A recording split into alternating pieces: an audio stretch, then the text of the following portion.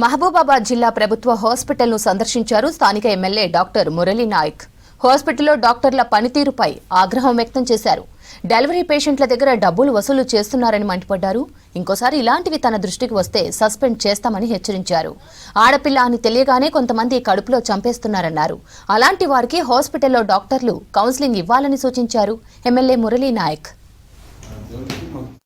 ఇలాంటి అన్ని ఏదైనా చిన్న చిన్న హింసాత్మక ఘటనలు జరిగితే మాత్రం క్షమించండి. ఇది హింసనే.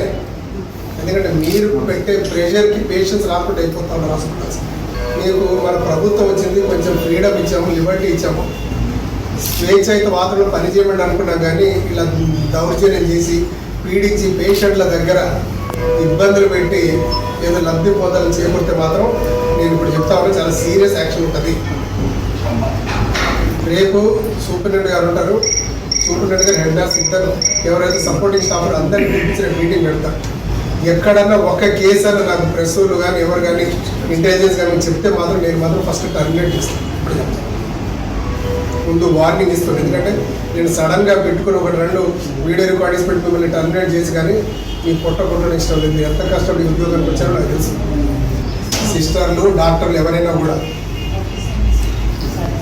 Everybody is under the same umbrella. మనం ఇక్కడికి వచ్చినాం, కష్టపడాలి. మనం కష్టపడ్డందుకు ప్రభుత్వం మనకు జీతభత్యాలు ఇస్తూ ఉంది. అంతేగాని ఎవరన్నా కొంచెం మంచిగా తెల్లగా ఎర్రగా బుర్ర ఉండి డబ్బులు కడతారన్నప్పుడు వాళ్ళు పిడించి 1000-1500 వరకు తీసుకుంటున్నారు. ఇది కాషన్గా వార్నింగ్ ఇస్తున్నాను. ముందు కనుక ఇది జరిగితే మాత్రం ఇక మిమ్మల్ని దేవుడు